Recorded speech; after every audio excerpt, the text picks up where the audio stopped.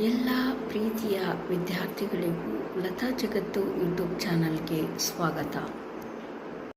ವಿದ್ಯಾರ್ಥಿಗಳೇ, ಶಿವ ಕೈಯಲ್ಲಿ ಡಮರುಗವನ್ನು ಇಟ್ಕೊಂಡಿರ್ತಾನೆ. ಡಮರುಗದ ತಾಳ ಮತ್ತು ಅದರ ಚಲನೆಯ ಮೂಲಕ ಚಲನಶಕ್ತಿ ಎಂದರೇನು ಅನ್ನೋದನ್ನ ಹೇಗೆ ಅರ್ಥ ಮಾಡ್ಕೊಳ್ಳೋದು ಅನ್ನೋದನ್ನ ನೋಡ್ಕೊಂಬರೋಣ. ಶಾಂತವಾದ ಹಿಮಾಲಯ ಪರ್ವತದ ಮಧ್ಯದಲ್ಲಿ ಲಾರ್ಡ್ ಶಿವ ತಾಂಡವ ನೃತ್ಯ ಮಾಡುತ್ತಿರುವ ದೃಶ್ಯ. ಅವರ ಕೈಯಲ್ಲಿ ಡಮರು ಇರುತ್ತದೆ. ಡಮರುದಿಂದ ಹೊರಬರುವ ನಾದವು ತರಂಗಗಳಾಗಿ ವಿಸ್ತರಿಸುತ್ತಿದೆ.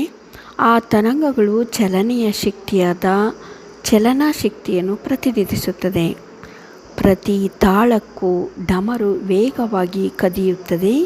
ಇದು ವಸ್ತು ಚಲಿಸಿದಾಗ ಉಂಟಾಗುವ ಚಲನಶಕ್ತಿಯಾಗಿ ಉದಾಹರಣೆಯಾಗಿದೆ. ನಾದದ ತರಂಗಗಳು ಪ್ರಕೃತಿಯಲ್ಲಿನ ಶಕ್ತಿಯ ಹರಿವನ್ನು, ಚಲನೆಯಲ್ಲಿನ ವಿಜ್ಞಾನವನ್ನು ತೋರಿಸುತ್ತದೆ. ಈ ದೃಶ್ಯವು ಕಲೆಯ ಮತ್ತು ವಿಜ್ಞಾನದ ಸುಂದರ ಸಂಯೋಜನೆಯಾಗಿ ಕಾಣಿಸುತ್ತದೆ. ಶಿವನ ತಾಂಡವ ನೃತ್ಯವು ಶಕ್ತಿ, ಚಲನೆ ಮತ್ತು ಬ್ರಹ್ಮಾಂಡದ ರೀತಿಯ ಸಂಕೇತವಾಗಿದೆ.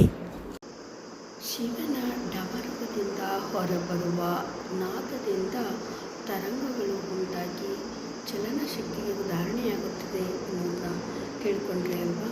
ಈ ವಿಡಿಯೋ ಇಷ್ಟ ಆಗಿದ್ರೆ ಲೈಕ್ ಮಾಡಿ, ಶೇರ್ ಮಾಡಿ, ಕಾಮೆಂಟ್ ಮಾಡಿ. ನೋಡಿದ್ದಕ್ಕೆ ಧನ್ಯವಾದ.